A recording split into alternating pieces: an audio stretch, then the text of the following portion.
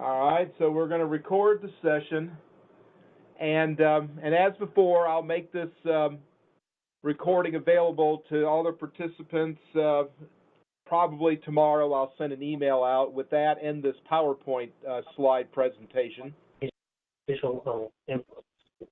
And again, we'll use the chat feature. If you have a question, I'll mute everybody here in a second when I get started on a subject, but I'll take a break every 10 minutes or so. If you have questions, we can address them then. And like I said, I'll try to mute everybody so that we avoid any background chatter. So, the agenda for today in our third session is just to go over basically these, what we call these libraries. And there's three libraries that we're going to cover, what we call an economic parameters library, a fuel cost library, and a measure cost library. And of course, we'll take then any final questions or anything that you would want to ask me at the end of that presentation. I'm pretty certain we will not go the full 2 hours. It might only take an hour to go over this, just in case you were planning to or anything. That's what I think will happen. So before I cover this slide, is there any questions that anybody want to ask about anything that we might have covered in the first 2 days?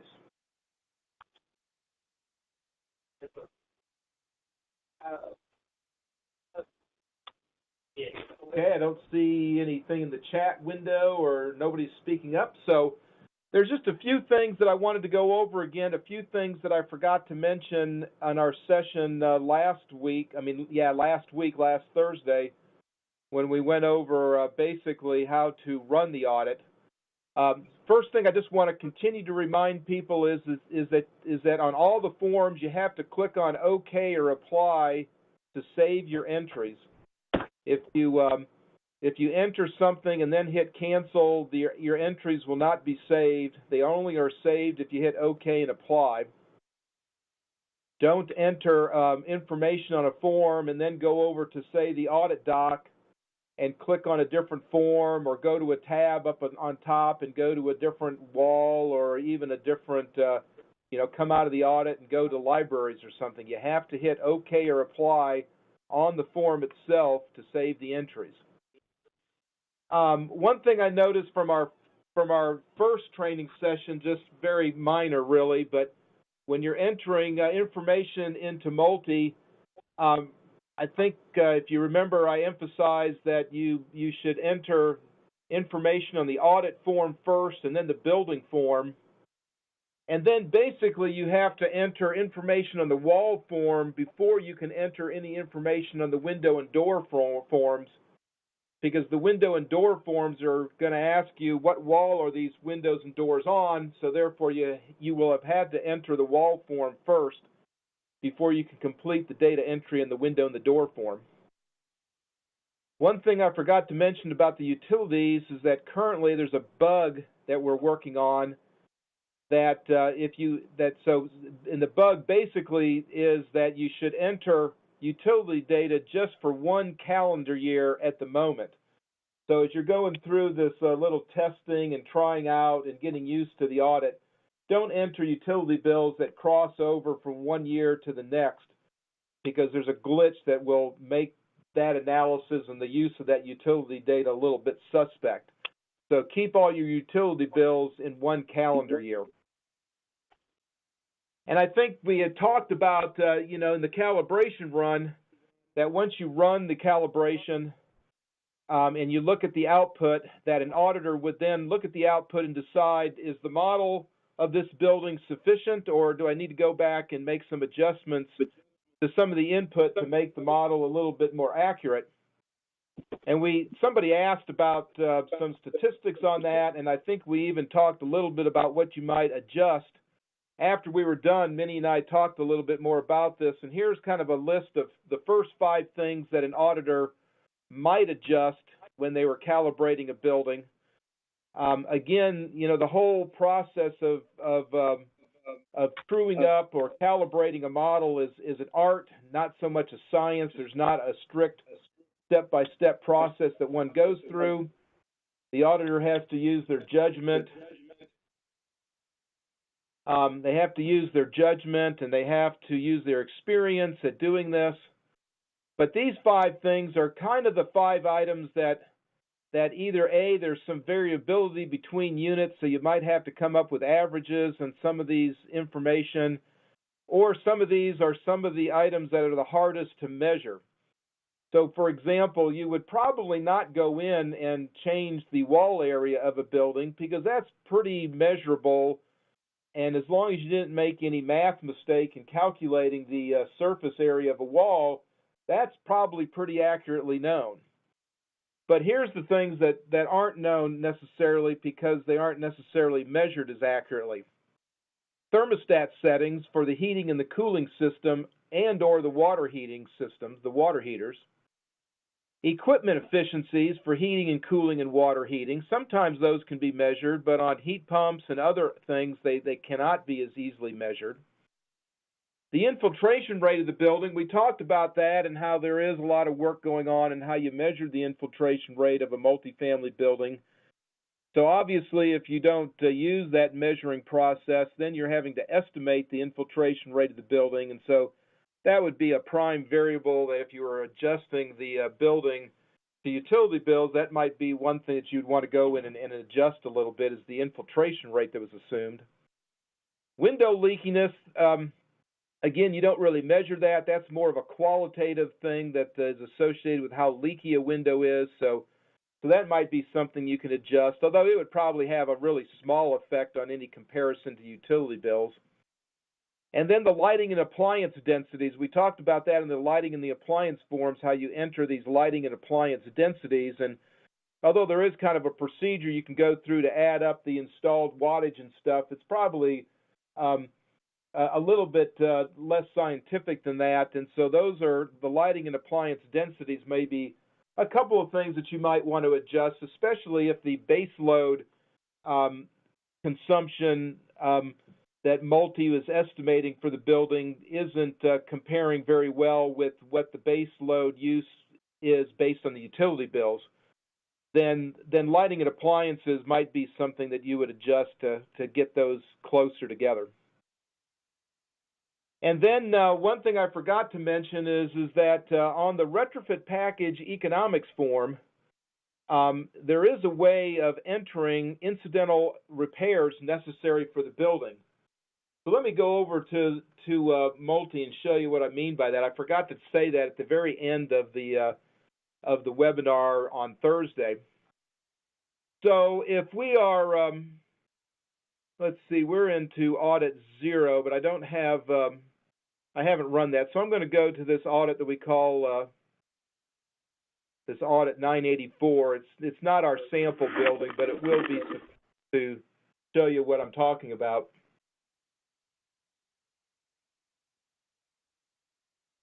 So on this, if you go in here after a package run, remember you click on this third icon to view these package forms.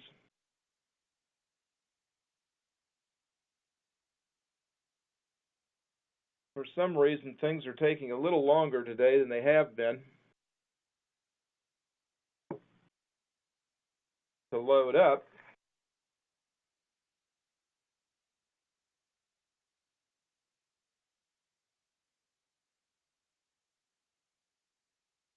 Well, not certain what is going on there. Let me go back into here and see if I can do this again.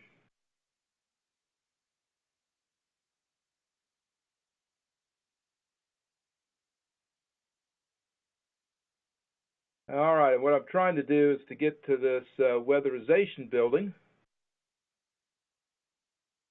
984. And I was there. There we go. All right, maybe I didn't let it sit long. There must be something going on that's slow with our network or something.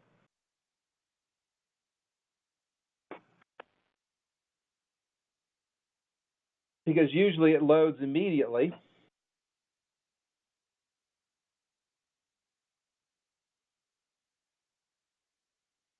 wonder if I forgot to load up my weekly security items, and our IT department is imposing its will on me right now and doing all this loading of new software behind the scenes. Anyways, so on this retrofit package set of forms, remember there's 4 forms. There's an economics form.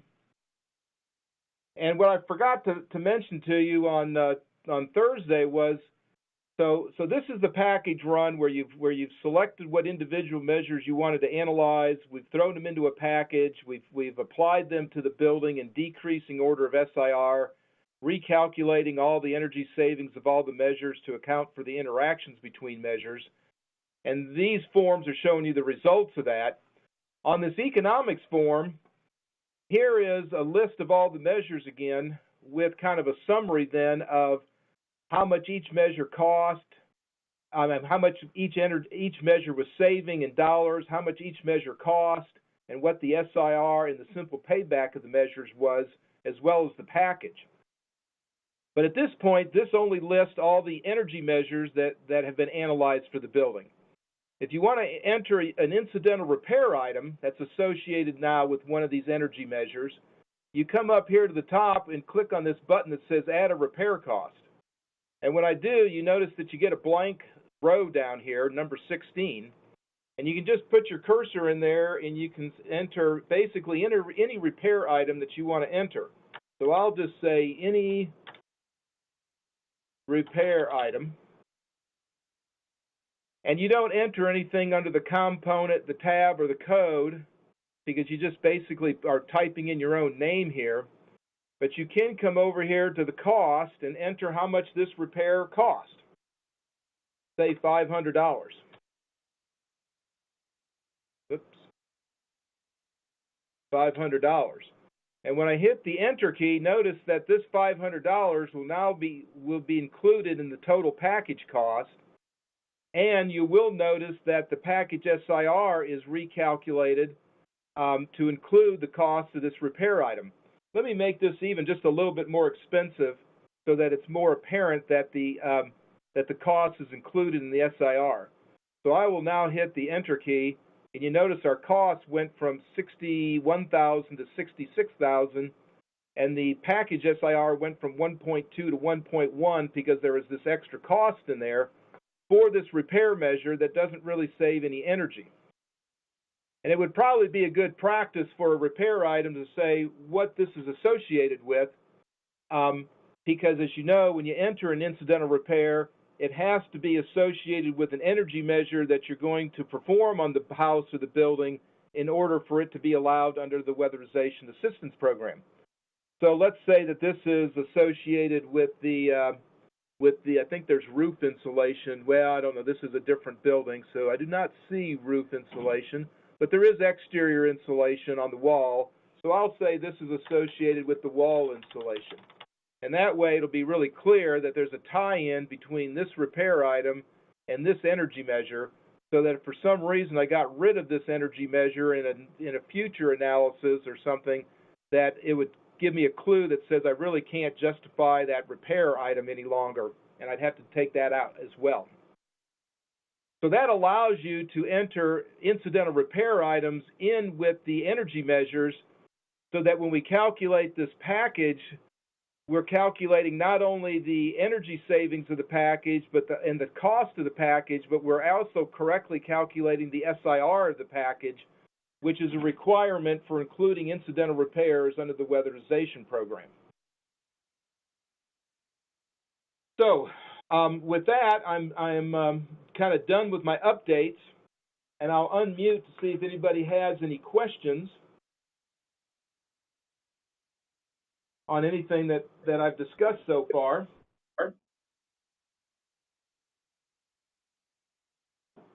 I don't hear anything, and I don't see anything in the chat. So I'm going to go ahead and mute everybody again, and then we'll start right in with the discussion now of the libraries. So on the libraries, I'm going to go right into multi. I'll close out of here. And the libraries, you get to the libraries by looking at these tabs at the top of Multi. There's a tab called Libraries, and as I said, there's 3 different libraries. There's an economic parameters library, a fuel cost library, and a measure cost library. And these libraries are discussed in the Getting Started guideline that we sent out with the first session. And that discussion is on page, it's early on in the guideline. It's on page 5, going for about a page, maybe a little longer, about a page and a half, 2 pages. There's a discussion of the libraries starting on page 5 of the Getting Started guideline. So I'm going to talk about the economic parameters library first. So I'm going to click on that. And basically it's loading up one of these. The economic parameter library is used in performing the economic calculations within Multi.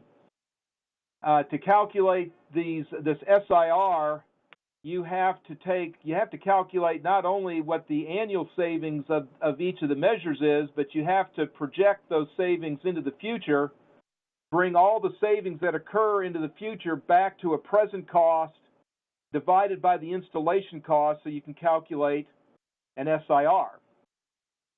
And as part of that process, you also want to not only account for, quote, inflation, but also how fuel prices change relative to inflation. And that's handled all by these economic parameters. So Multi itself estimates, using DOE2, the energy savings of all the energy measures and the package of measures. But then we do some further calculations to perform these economic calculations. And basically what the economic parameters are is it's a library of what we call fuel price indices for different fuels going out 30 years.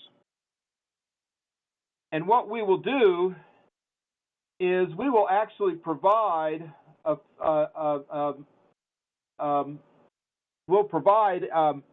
an economic parameter for each calendar year. So right now, the only one that we have in there is one called 2015. But as soon as this training is over, we'll enter one called Residential U.S. Average 2017. And these are economic parameters that are coming from EIA. They print this. They come up with these parameters at the beginning of every year, and they typically publish their report that documents what these economic parameters are in April. So normally about May, we'll be able to get that report and enter in a new set of economic parameters that you would use for the next year.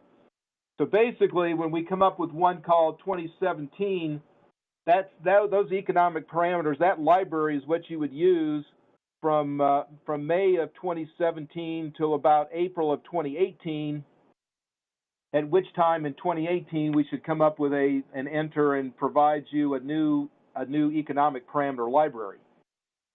The actual values are in this table here. You can see that there's parameters for electricity, and you scroll down, and there's parameters for natural gas. Scroll down some more, and there's parameters for propane. There's basically a set of parameters for every fuel that Multi looks at. And what it is we enter what's called the fuel price index, and then Multi automatically calculates this thing called a modified uniform present value factor that we use in our calculations. You enter these indices for each of the next for 30 years, and then it basically then jumps to the next fuel. So, as I've said, you will not probably have to enter a library of your own, because the values that we enter for the U.S. on average are sufficient to perform the calculations for the Weatherization Assistance Program. EIA does come up with regional specific values. They divide the country into about, I think it's like 6 census regions. So in theory, you could get a little more accurate set of numbers for different regions of the country, the Northeast, the Southeast, the Southwest, but they do not come up with individual numbers for individual states. But for the most part, historically, we've always just used the U.S. average, and everybody in the U.S. that used the software typically has used U.S. averages. So I just wanted to show you that, but for the most part, you won't have to enter your own. If you did, you would click, you could click New, but then you're going to get all blank fields. Yeah, well, that's okay. You get all blank fields, and then what you would do is you would enter these fuel price indices, and when you enter a number here, it would be automatically calculated over here for this UPV column. And if you forget, and since we're having a little trouble, it seems like it's taking a little time to load things as I move around. I don't want to move around too much, but I forgot to mention that these libraries are selected on the audit form of Multi. So on the very first form, that audit form, there's a place where you select, for example, what economic parameter library do you want to use. And for the most part, there'll just be one library that you will usually use that's appropriate for a given whatever year you're in. All right, let me look over my notes here fast. So I don't see anything else, so I will unmute everybody and see if there's any questions that anybody has on this economic parameter library.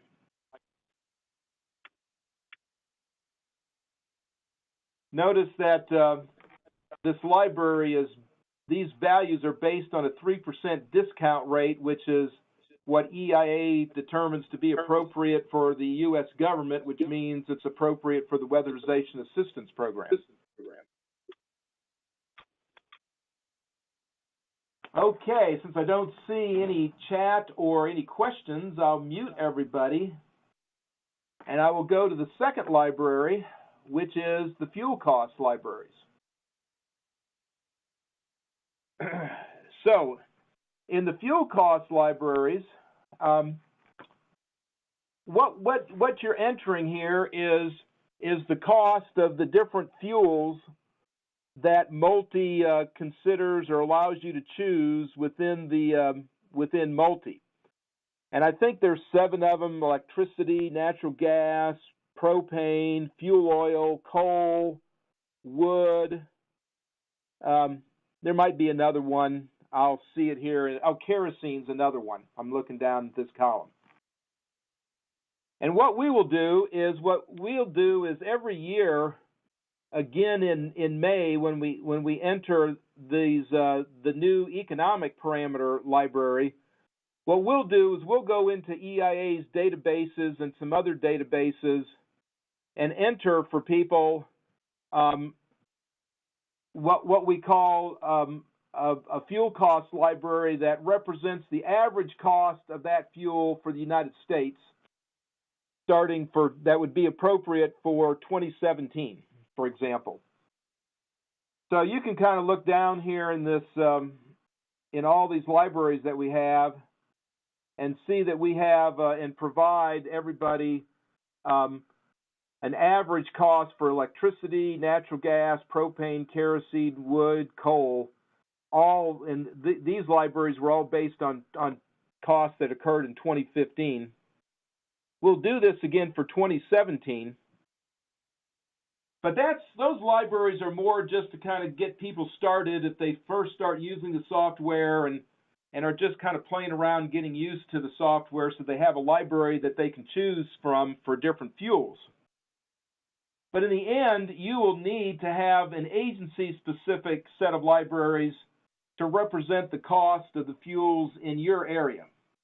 You would not want to use the average cost of electricity in the United States if you're living in certain parts of the country, because your electricity costs are a lot higher or a lot lower, perhaps, than what the average cost is. So although we'll provide an average library for all the fuels, you should probably only use that when you're kind of getting started and when you're just getting used to the software, but you will need to come up with agency-specific libraries. Again, these should be updated probably every year, probably around May when we come out with the new economic parameters, because these values would then correspond with the new economic parameters, which were basically finalized in April of that year. Now, what we do is we enter when we go into these EIA databases, we're pulling out costs that EIA says what the cost of these fuels are in March or April. There are other ways you could do this. You could say, well, maybe I'll go back and average the cost of natural gas over the last year. And the reason that you might want to do that is to smooth out some price swings. Or you might say for natural gas, I'm just going to calculate the cost of natural gas in my area the last winter, because I get most of my fuel savings is from energy savings that occurred during the winter, and the price of the fuel changes from summer to winter, so I'm going to enter a winter cost. So there's lots of different, strategies and philosophies of, do you put in just a single month's value when you enter this library, or you're entering an average? But that'll be up to you to decide how you want to do that. But what we did when we created these examples is we just enter the cost that EIA reports was occurring in March of that year. Now, you do not have to actually create a library. You only have to create new libraries for your agency for the fuels that you use. So if you don't ever encounter a multifamily building that uses wood or coal or kerosene or propane, then you may only need to come up with costs for electricity and natural gas, and just every year come up with 2 new libraries every year. So you do not have to do this for every fuel type, just the ones that you use. And you can enter more than one of these, so that if you have in your area 3 different natural gas companies that service multifamily buildings in your area, and all 3 charge a significantly different cost, well, you can have 3 different then natural gas costs, one for utility 1, a second one for utility 2, and a third one for utility 3. So then when the auditor enters this building and you're on the audit form and you're selecting the natural gas cost, the auditor would just have to know what utility services that building to know which is the correct fuel cost library to select for the natural gas cost. So let me just kind of show you how you do this quick. Basically, you would just click on the New button and you get a blank form. I'll just say here this is some kind of a test library. It'd help if I could spell right.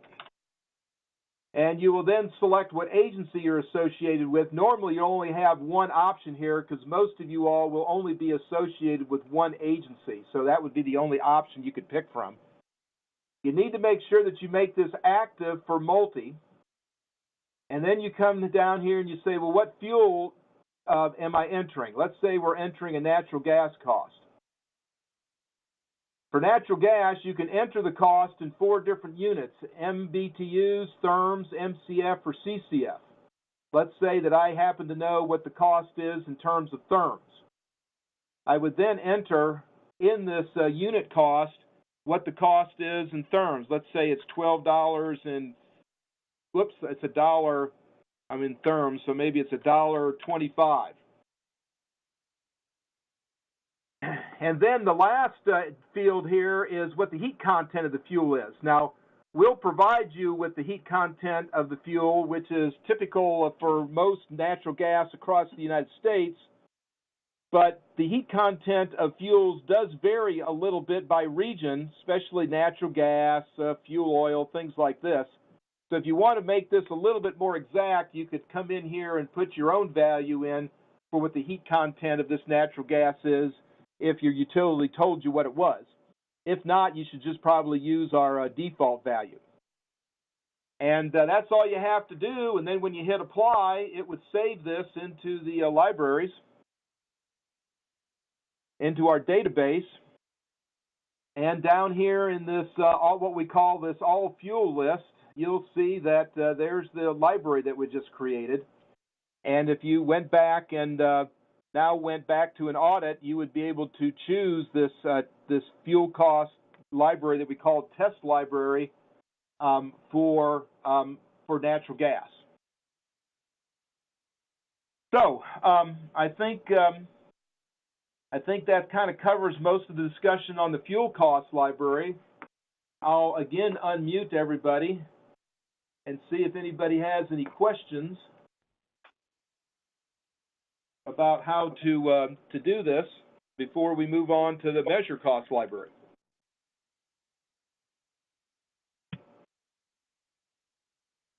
Okay, so again, for your playing around, you wouldn't even necessarily need to enter a new fuel cost. You can just use our 2015 costs, one of our libraries. And like I said, in the next few days, we'll enter some 2017 cost libraries. But when you start using multi for real, you would have to come up with your own fuel cost libraries that were specific to your area, the area that you service. So I will mute everybody again. And now the last library I'm going to go over is the measure cost library. Now this library is a little bit more involved than the other two that I've gone over so far. And again, I don't know if we have one in at the moment, but we normally will have like an example measure cost library that when you get started looking at a building, you could use our example library just as a starting point. But for sure, you will need to develop an agency-specific measure cost library that represents the cost of installing energy measures for your agency. And again, your agency-specific library should be updated, so you should create one when you first start using multi, and then you'll probably want to update it once a year. And a good time to update it is either in May when you're updating when you're not updating, but when we're updating the economic parameter library, or you're updating the fuel cost libraries, or at the beginning of your program year. Actually, the beginning of the program year is a little bit better time to update your measure cost library, because that way you kind of use the same cost for all the buildings that you're going to weatherize that program year. So you kind of treat all the buildings with, the same. You're not right in the middle of a year changing cost where it's like, well, gee, it's a shame that or it's a good thing that you didn't get your building audited until this month because we just reduced our costs. So entering new costs at the beginning of a program year and using them throughout the program year is kind of a good philosophy, I think. Now, this measure cost library can be developed over a year. There's a lot of information that could go into this measure cost library, and you might not, it might be too much to try to do the first time you sit down, and you may not even encounter the need for a certain cost of an energy measure until you've audited your third multifamily building that year. So you can continually add new costs into the measure cost library for your agency. Now, the one thing that you can't do, though, is that if you've already used that cost and associated it with a building, you cannot go back in there and change that cost or delete it, because that cost was used in calculating the cost of a building, so you can't change the number and you can't delete it. But what you could do in that case is, let's say you had a cost for R11 insulation, say it was 60 cents a square foot, and you use that to calculate the cost of the first 2 buildings that you weatherized. But halfway through the year, something happened and you needed to change the cost of the R11 insulation. Well, what you would do is instead of changing it for the measure cost that you called R11 insulation, you're going to have to enter a new R11 measure, maybe called R11 updated, and then in that updated one, you could enter what the new costs are. And then when you're using that in the retrofit measure set of forms and you're costing out measures, all the costing libraries that are associated with that measure will be displayed to you, and your auditor would know just to use, if they were choosing R11 insulation, to use the one that said updated in the name. So let me kind of show you how you enter this, okay? So first of all, I'll just show you an existing library. And here's a library that I created for our sample building. Whoops, no, it's not. So I'm going to click on this one that says Sample 0. And now I'm showing you a measure cost library that I created for our Sample 0 demonstration building that we've been using throughout this training. And in this table here, what you see is basically all the measures, all the energy measures that we've pre-programmed into Multi. So for example, for walls on the exterior, you can either add cavity insulation, exterior insulation, and interior insulation. So there's options for costing out all 3 of these different means of adding insulation to the exterior of a wall. We also have in Multi a pre-programmed measure where you can either add exterior insulation or interior insulation to an underground wall. And so there's options for costing those measures out. So you can see that there's lots of options and lots of here's all the different wall measures that are pre-programmed into Multi, where you can insulate either the exterior wall, the underground wall, and the interior wall, and you can either use cavity insulation or exterior or apply interior insulation to these wall segments. Scrolling down, here's all the retrofits that we have pre-programmed in for windows, replacing a window, adding a storm, adding shading, adding an awning. Kind of similar for doors. For roofs, we have lots of different measures of putting in insulation either in the attic part of the roof or a cathedral or a flat roof. Same with floors. For HVAC systems, the retrofits that we have in Multi is to replace the system, tune it up, replace it with an IID, or eliminate it. You can change or put in a new thermostat schedule or put in a new thermostat. Water heating has lots of different measures. So all the measures that are in Multi are listed in this table. And what I did for our Sample 0 is you can see this by this check mark that I must have gone in and put in the cost for replacing a window. The green check means that I've entered something under this category. X means there are no costs entered for those categories. So you can see that I went in and I entered some costs for the window retrofits, for a door replacement, and for adding ceiling insulation to the roof. Notice that I did not have to add costs for all these because I didn't need them for this sample building. So I only entered costs that I needed. And that's the same with you. If you don't ever say put awnings on windows, you do not ever have to enter a cost under this category. You'll just need to enter cost under the categories that you use. So let me kind of go up here and just kind of show you one of these. I'll select this window one.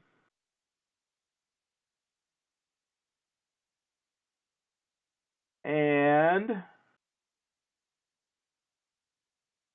let's see, I think it's going a little slow again.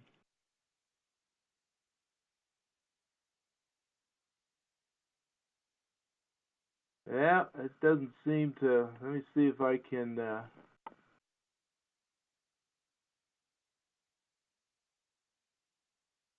You should just click there and it'll pop up a new window that allows you to enter costs for replacement windows.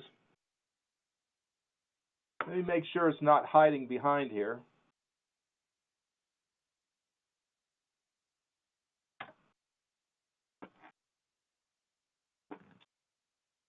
Nope, nothing there. Let me choose a different one and come back in and see if I can get this to load for me.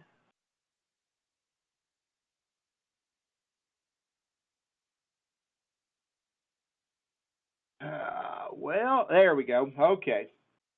So when I clicked on this window, replace window, you get a form. And this allows you to enter the cost associated with putting in different replacement windows. Noticed in this list at the bottom that I have pre-filled in 3 different windows replacements. What I called a standard double pane low E window, a deluxe double pane low E window, and then this morning I think I put in, let's fool around, and I put in a double pane gas filled low E high solar window. So let's just choose this one that says standard double pane low E window. You know, actually, let me go to this one because this isn't used yet. So what you're able to do here, just as an example, and then I'll do this from scratch if you want me to, or I think I will do that, is up here. This is kind of the general description of the window retrofit that we're entering a cost for. So we're entering a retrofit for an exterior window, and it's dealing with replacing it as opposed to putting in a storm window. And then what I use is I can call this give it a name. And then once you give it a name, you'll have to say for a window, what's the glazing type and what's the glass type. And what I do is I kind of combine these entries into my window name, so I'll know when I see it, when I'm in multi and using it, I'll see this name that says double pane gas filled low E high solar, so I know that it's the right one I want to use for this window. The options here, for example, are for the glazing, it can either be a single pane or a double pane gas filled, triple pane. So you select what you want. I chose double pane gas filled. And for the glass type, these are the types. It's either clear or tinted or low E solar or high solar. I think I called it high solar. And this is really important because what will happen is, if you remember, when you're costing this out, you have actually, on the window form, you will have entered for whatever the windows are in the building. If you want to analyze a retrofit for them, you will say in the retrofit section, what replacement type of window do I want to analyze for this window? And basically what you'll be choosing is what's the glazing assembly and what's the glass type. And therefore, what happens when you get over to the form in the measure cost run where you cost out the measure, what will happen is that only the window costs that you've entered in the library that match up with the window retrofit that you specified on the audit form, it will only show you the cost for those costs that match up with the exact retrofit that you've specified. So for example, you can see that I've entered a standard double pane low E window and I've entered a gas filled low E window. If in multi, when I entered the windows, I said I want to analyze replacing the existing windows with a double pane low E window, then it will show you the cost of this that you've entered for here and for here, because both of these are double pane low E's, but it would not show you the cost that you've entered here because this is a gas filled double pane. So it's very important that you get these entries correct when you're costing this out, because multi will match those up with the window retrofit and only show you costs associated with the exact window retrofit that you've specified on the audit form. You can change the lifetime of the measure, although we recommend that you use the default that shows up. Make sure that this cost is active, so that means it'll show up when you're in multi and you want to use it, and then you enter the cost. In this case, I just used this other row, which says I wanted to enter the cost as $10 per united inch, which in this comment I said this $10 includes labor plus material. I could have entered, say, $8 for the cost and $2 in the second row for material and said United Inches, and that would have been equivalently the same thing. So there's just a lot of different ways, and we just give you these first two rows just kind of because most people, you know, there's two main things that go into the cost of a retrofit. It's the labor cost and the material cost. But you don't have to enter those separately as I've done here. You can just enter it in one line if you want.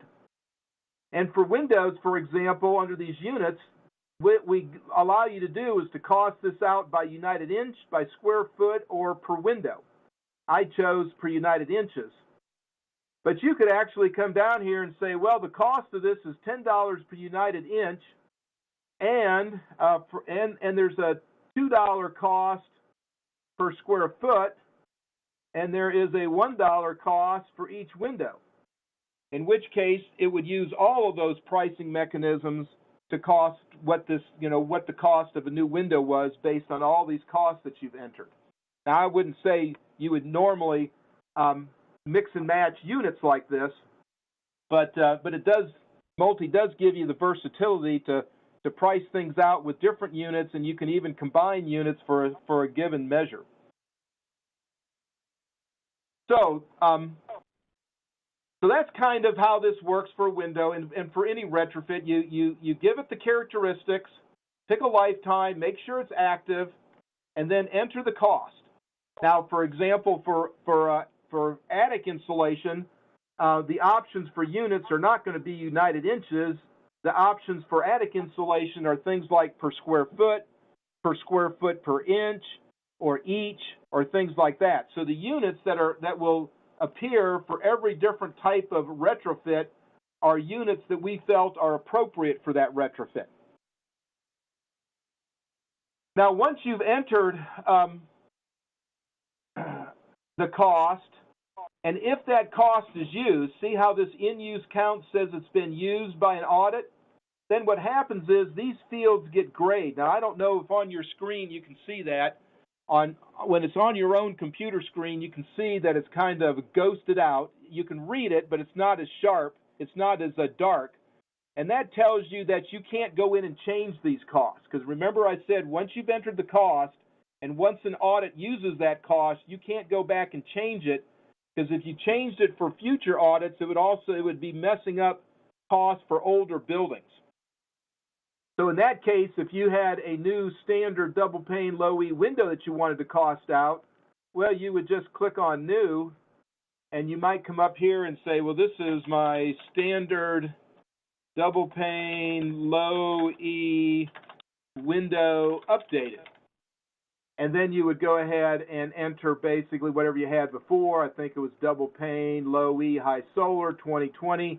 And now instead of the cost being, I think it was $6, maybe it's now $6.50 per United Inches. And then what will happen is in the audit, the next building that you do, your audit will use the one that says updated. So that's kind of how you enter the cost of a window. Let me kind of just get out of this. I'll hit OK on this and apply it and say OK and get out of here. Let me just kind of show you. I'll show you what a cost of a roof looks like. Again, I don't know why it's so. I clicked on roof and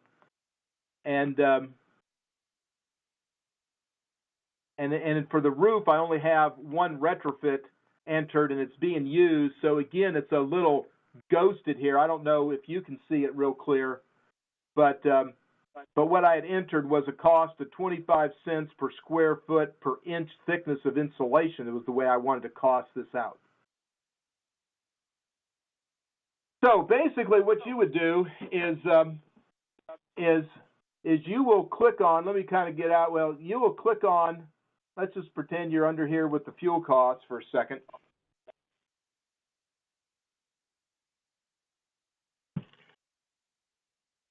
And if you were ready to create a measure cost, you'd come into the measure cost library and you'd hit new. That would give you a totally blank form up here, and in the name you'd probably say, for example, this is the ORNL measure cost library -2017 for 2017.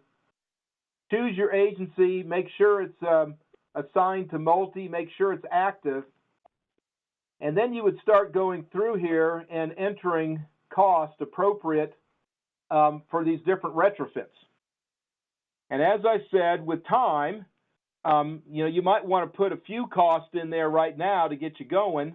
But if you encounter a building and now you need to enter the cost of underground walls with insulation added to the exterior, well, you can just click on that and add it and then use it for that building, and then it'll be there for all future buildings.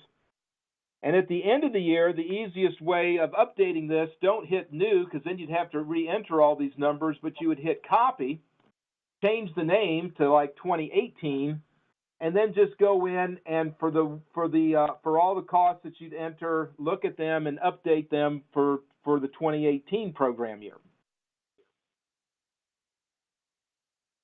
So,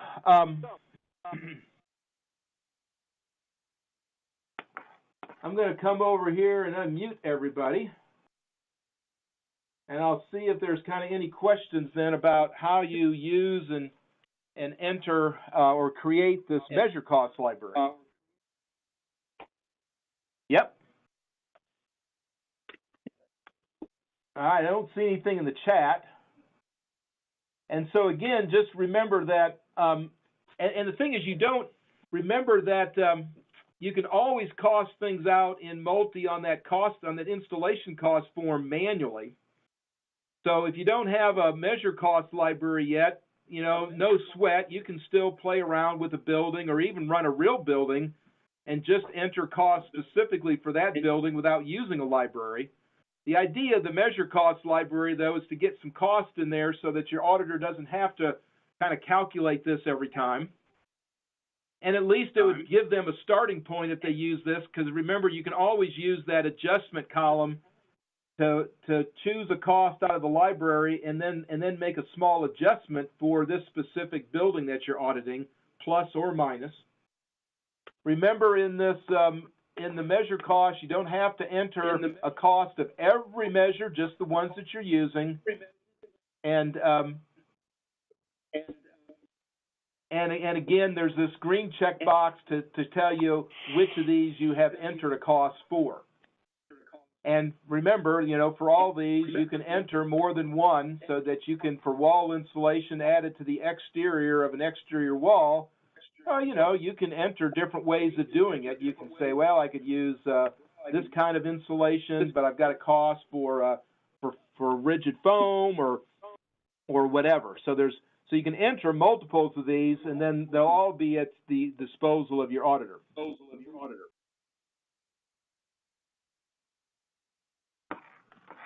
All right, with that, I am going to,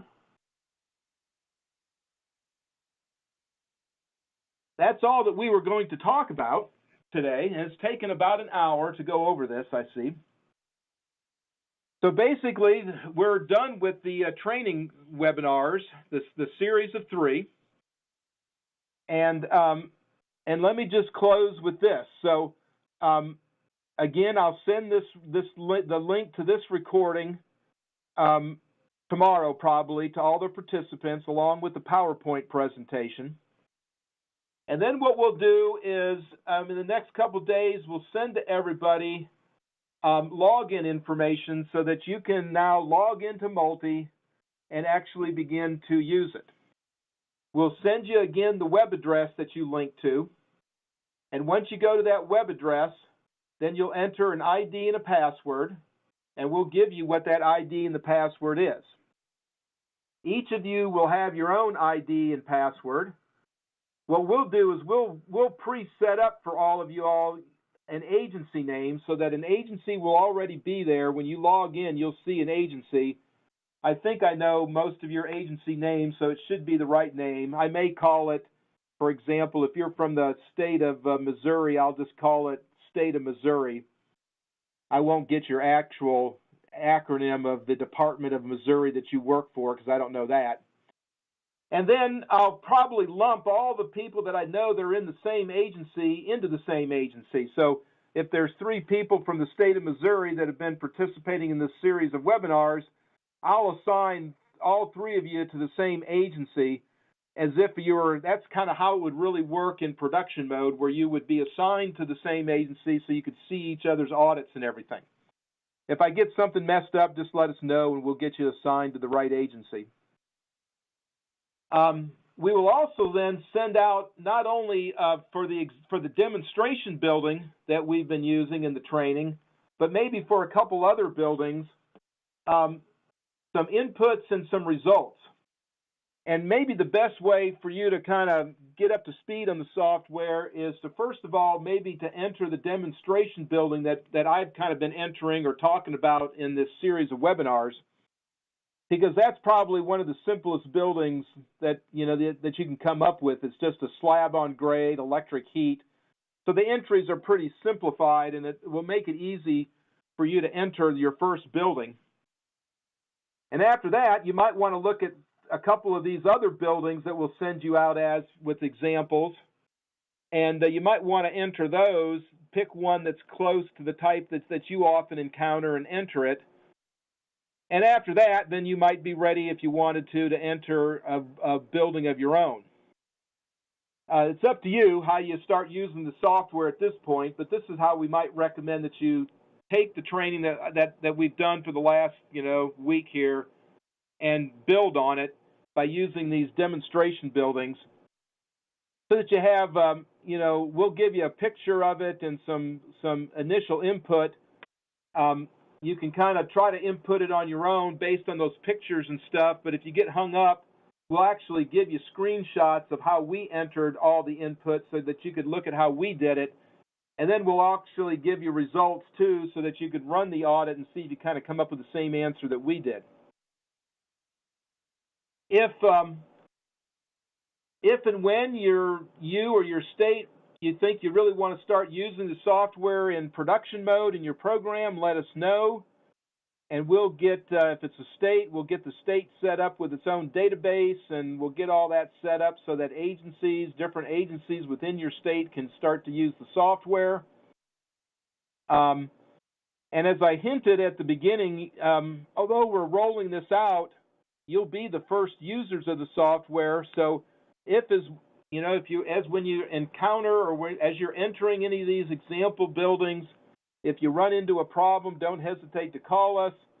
If you think something isn't working right, send us an email, and if we can understand the email, we'll know what's going wrong, or if we're not, we'll call you back and you can describe to us if something isn't working right, so that we can enter it into our bug list and get it fixed. And on this last page is our contacts. Normally, I would tell you from Multi to maybe start to call Minnie Malhotra first, but Minnie is actually, for the next 3.5 weeks, is going to be on a couple of work trips. So she'll only be here for a couple days this week and then a couple days after the 4th of July over the next 3.5 weeks. So for right now, you might want to contact me first. I'll be a little bit easier to get in touch with. But you can call either one of us. And then for our software, if we have a software question, we'll get Gina involved in that. But you should probably filter your questions either through Minnie or I first. And in the future, going forward in the future, it'll probably be Minnie first and then me. So I think that's it. We really appreciated you showing interest in using the software. We encourage you to use the software now as soon as you can, so you don't forget the things that we've talked about. As I said, if you want to, and remember that you're connected right now just to a kind of a database that we've been using for development purposes. So don't be programming anything that you think you really want to save because this is a development database, and who knows what's going to happen to it. So just use this database and this login information right now to play with it, get familiar with the audit and the software. But if you really want to move forward, call us and we'll get you set up on a more permanent or a permanent database. We appreciate your interest, and I'll unmute everybody in case there's any final questions that anybody wants to ask or anything, or any comments that people want to make.